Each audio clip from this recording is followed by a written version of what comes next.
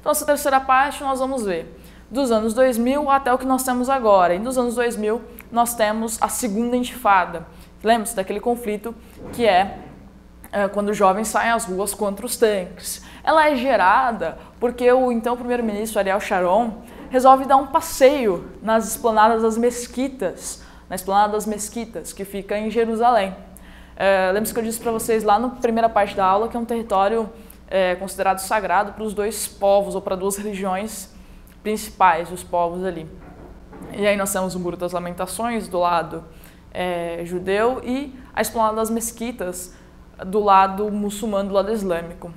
E o Ariel Sharon resolve fazer um passeio, falar algumas coisas sobre os palestinos e os muçulmanos, os palestinos, não confundindo as duas coisas, mas em geral muitos árabes são muçulmanos, eles se sentem muito ofendidos e veem aquilo como uma provocação muito grande. E aí os jovens de novo saem às ruas em setembro de 2000 contra os tanques e tacam paus e pedras contra os tanques. É o que a gente vai chamar de segunda intifada.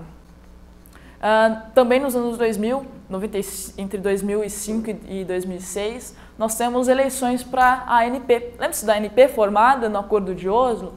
Pois bem, nessas eleições quem vence é o Hamas, formado lá no contexto de primeira intifada. Quando o Hamas vence numa eleição que foi inclusive fiscalizada por autoridades internacionais, pela ONU, né? Quando o Hamas vence, Israel não aceita, fala, bom, eles são terroristas e com terroristas eu não negocio.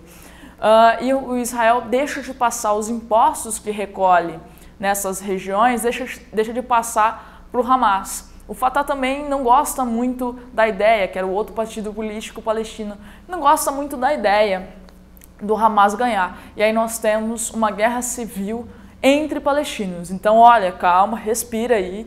Sei que foi muita informação, mas agora é uma guerra civil entre palestinos. E essa guerra vai terminar com a divisão ali do território sobre domínios. Então, você tem aí um mapa.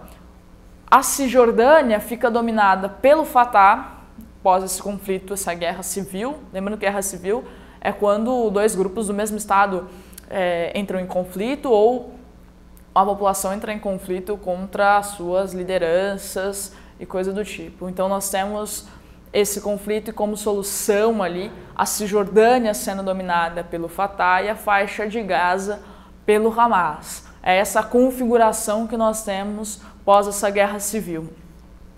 E pós essa guerra civil, os dois grupos, vocês devem imaginar, não estão conversando muito. Isso até os anos 2010, 2011 mais ou menos, quando o que acontece no mundo árabe? Você precisa fazer essa ligação. No mundo árabe, nós temos a Primavera Árabe, que é, basicamente, grosso modo, aquele movimento da população árabe contra ditaduras e monarquias.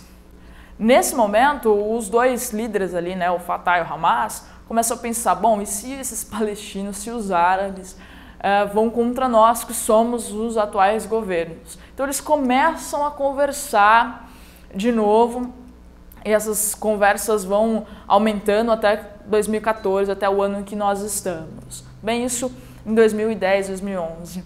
Em 2012, nós temos a Jihad Islâmica. Você fala, pera, Aline, você não falou isso na emenda? Pois é. A Jihad Islâmica é um outro grupo árabe.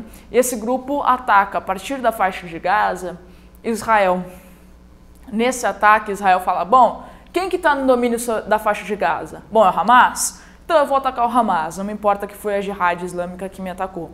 Lembrando que o termo Jihad ali é traduzido como guerra santa, mas na verdade é um esforço pela religião, um esforço pelo islamismo. Mas ali o nome do grupo, né? Jihad Islâmica, um grupo também, claro, fundamentalista, pelo próprio nome você já pode ver. Israel resolve atacar o Hamas. Nós temos um novo conflito, né? Um conflito já mais moderno, dos anos 2000, mas um novo conflito entre palestinos e israelenses. Isso dá para os palestinos ali uma certa vontade de ir para a ONU e falar, ONU, olha essa situação, porque muitos palestinos morreram nesse conflito e o número foi muito diferente, como no conflito que nós tivemos em 2014, muito diferente dos soldados israelenses, né? Então, a Palestina vai até a ONU, faz um discurso, é aplaudida, e aí eles propõem uma votação para um reconhecimento jurídico, né? E essa votação acaba com um placar, você pode ver ali no slide, de 138 a favor de um Estado jurídico para a Palestina, contra 9 não, que claro, Estados Unidos, Israel e seus aliados, e 41 abstenções, o que quer dizer que essas abstenções são muito mais favoráveis, né? São mais um descomprometimento, assim, mas são muito mais favoráveis, isso em 2012. E o Enem de 2013 aproveitou essa questão para fazer uma questão de vestibular. Vamos resolver ela? Olha lá. Um gigante da indústria da internet, em gesto simbólico, mudou o tratamento que conferia à sua página palestina. O site de buscas alterou sua página quando acessada da Cisjordânia. Em vez de territórios palestinos, a empresa escreve agora Palestina, logo abaixo do seu logotipo. O gesto simbólico sinalizado pela mudança de status nos territórios palestinos significa o... Então ali, olha só, essa empresa, como você pode ver ali na fonte, né, foi a Google. A Google mudou o tratamento. Em vez de territórios palestinos, escreveu Palestina, isso a partir de 2012. É como você pode ver ali na data, né? A Google mudou em 2013 esse tratamento. Ele fala assim, bom, isso significa o quê? Né, o que aconteceu no mundo para a Google fazer isso? E as alternativas são surgimento de um país binacional. Bom, não sei vocês, mas eu acho que não, né? Porque até hoje nós temos o conflito e binacional seria uma coisa bem, na verdade, uma alternativa bem fora do...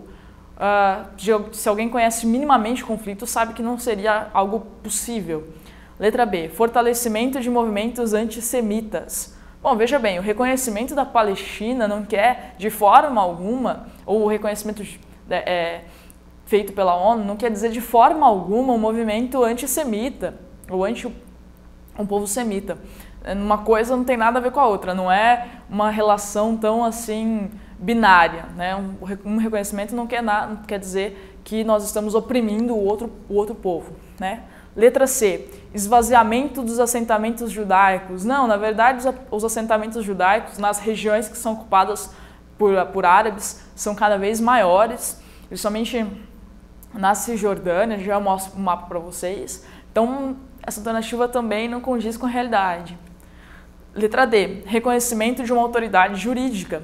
Sim, olha como essa alternativa faz sentido. Em 2012, a Palestina, como eu disse para vocês, foi à ONU e a ONU reconheceu juridicamente a Palestina, o que dá o direito da Palestina ir para o Tribunal Internacional, por exemplo, né, para a Corte Internacional, levar aqui as suas questões. Então essa letra está correta. Vamos ver qual que era a E. Estabelecimento de fronteiras nacionais. Também não, ainda não foi possível, as negociações não seguiram nesse sentido ainda. Então a letra D é a alternativa correta. Então você vê, o que o Enem fez ali? Pegou uma questão super atual e quis saber, bom, você está conhecendo esse assunto ou não? E era uma questão muito interessante, né? Trazendo a questão da Google, que é uma empresa bom de internet e tal. Acho que foi uma questão muito bem elaborada pela banca do Enem.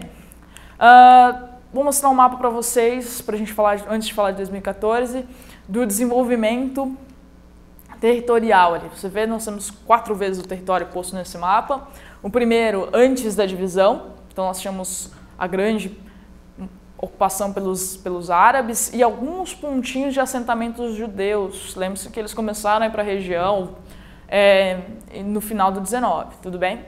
Nós temos o plano de divisão de 47, estou posto aí para vocês, e depois, entre 49 e 67, o que nós temos é essa divisão. Israel e aí a Palestina só com a faixa de Gaza e com a Cisjordânia.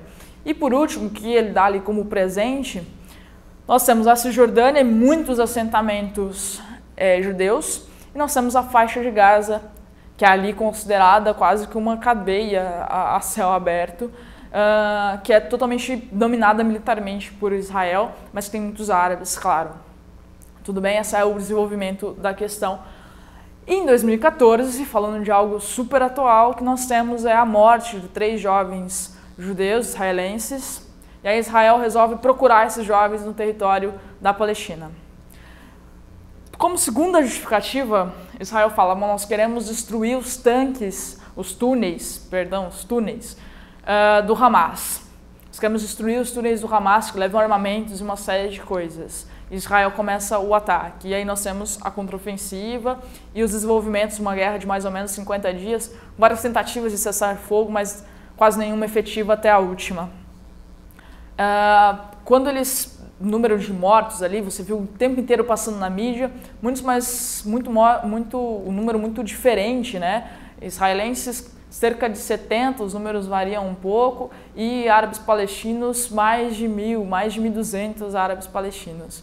O que é uma questão que pode ser considerada alguns pontos, como o caso do Hamas, às vezes se esconder atrás de alvos civis, né, atrás da sua população, o que reflete também que Israel tem uma capacidade de defesa muito grande, mas que não deixa de nos mostrar que há um uso, sim, como o Brasil disse, desproporcional da força na região. Em dias tranquilos de território, ainda tem muita gente tranquilo, né? Em dias em que não há um conflito declarado, assim, ainda muita gente morre nessas regiões, tá? Então, principalmente na região da faixa de Gaza. O conflito termina ali desse ano num cessar-fogo definitivo, finalmente definitivo, e na tentativa de negociações, que são adiadas inúmeras vezes, era para ser em outubro, e aí eles falam, não, tem uns feriados religiosos, vamos deixar para o final de outubro, acontece algumas questões ali com relação ao Egito, e eles deixam para o meio de novembro, então ainda não temos um desenvolvimento das negociações. O que sabemos é que no meio de setembro, mais ou menos, Israel diz ter encontrado os palestinos que mataram aqueles primeiros 3 jovens israelenses, e eles matam os palestinos, os jovens palestinos que, assim, são suspeitos de. Essa foi o final da história, mais ou menos. O que nós temos ainda é uma tentativa, ou que vai ser uma tentativa em novembro, de negociações entre os dois povos. O que a gente precisa saber, sempre lembrar, é que essa tentativa, ela esbarra muitas vezes em vários obstáculos, como a questão de não querer perder terra, a questão dos palestinos muitas vezes também querer uma terra anterior, ou as fronteiras anteriores a 67. Outro obstáculo a essa paz é a questão da água, que eu disse lá no começo, que para dividir, porque você fala assim, bom, então vamos dividir a água, o recurso natural entre os dois povos. Bom, para dividir, Israel teria que abaixar o seu nível de padrão de vida, por assim dizer, esse padrão super ocidentalizado de Israel, o que Israel evidentemente não quer. Então é um outro obstáculo à paz, além da questão de uma ferida muito grande histórica posta entre os dois povos. Tudo bem? Eu espero que esse vídeo tenha esclarecido para vocês como que essa questão pode ser abordada no vestibular. Não se esqueça que como origem nós colocamos ali a Primeira Guerra Mundial, depois nós temos a divisão do território, então a primeira parte da aula nós falamos sobre alguns antecedentes até a divisão, depois alguns conflitos até os anos 2000 e dos anos 2000 para frente realizamos um exercício. Desejo a todos excelentes provas vestibulares, vão com calma, com tranquilidade, leiam bem as provas e até a próxima aula.